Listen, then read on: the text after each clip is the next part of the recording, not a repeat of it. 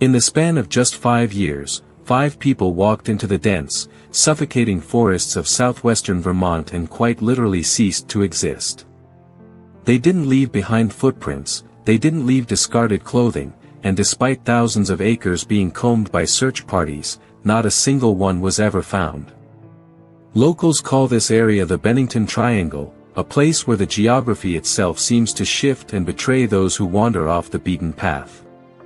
The nightmare began in November of 1945, when Mid-Dye Rivers, a 74-year-old expert outdoorsman, led a group of hunters into the mountains. Rivers was the one leading the pack. He knew every ravine and every ridge like the back of his own calloused hand.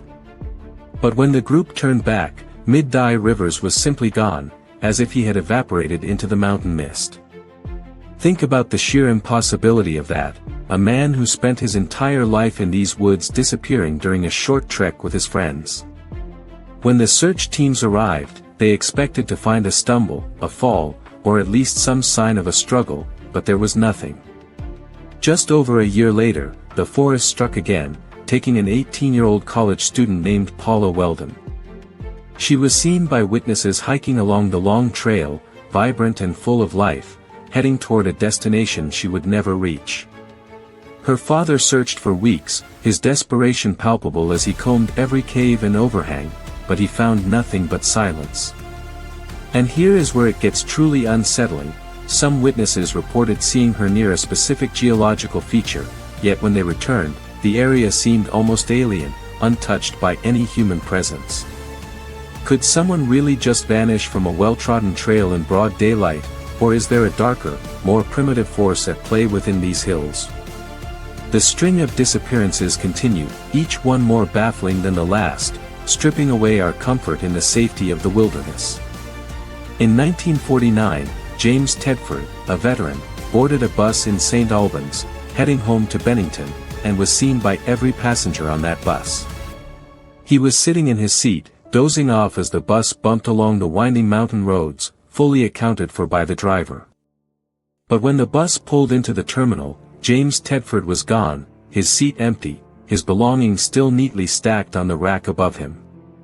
He hadn't gotten off at any stop, and the bus hadn't made any unscheduled halts. He was there 1 second, and in the next, the seat was simply vacant. How does a man vanish from a moving vehicle while surrounded by dozens of witnesses? The psychological toll on the community of Bennington was immense, as neighbors started looking at the trees differently, wondering if they were being watched. Then came the case of Paul Jepson, an 8-year-old boy who disappeared while his mother was distracted for just a few minutes.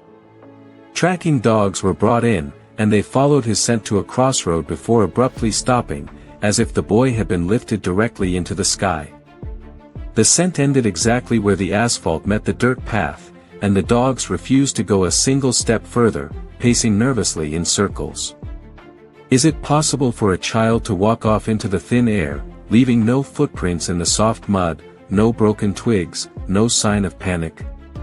Finally, in 1950, the last known disappearance occurred when Frida Langer vanished during a hike, leaving her cousin behind for only a few minutes after a minor fall. She was an experienced hiker, yet she didn't just wander off, she vanished with the same precision and efficiency that had become the hallmark of this terrifying mystery.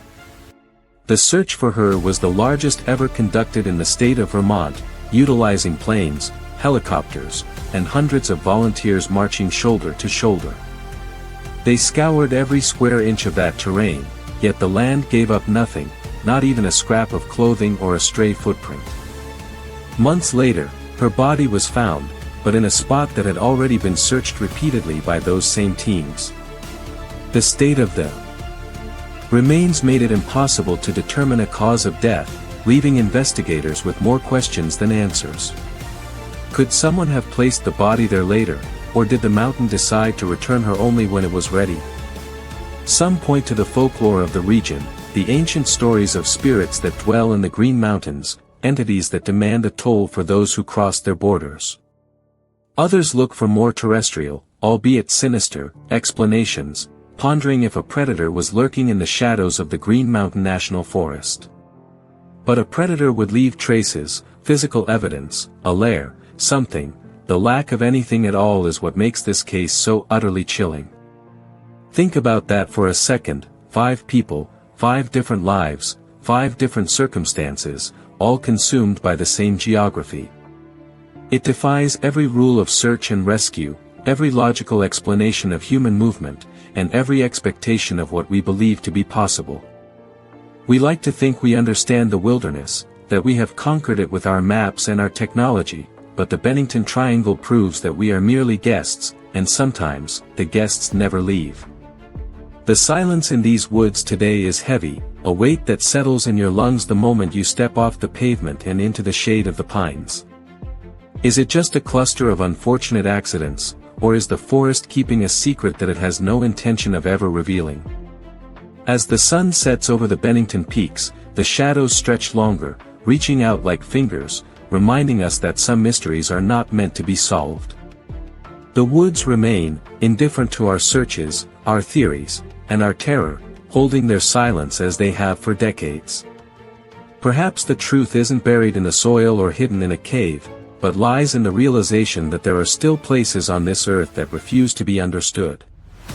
Beware of where you tread, for sometimes the path you follow isn't just leading you through the woods, it's leading you straight into the unknown. The Bennington Triangle serves as a final, haunting reminder that in the vast, unyielding wild, we are never truly in control.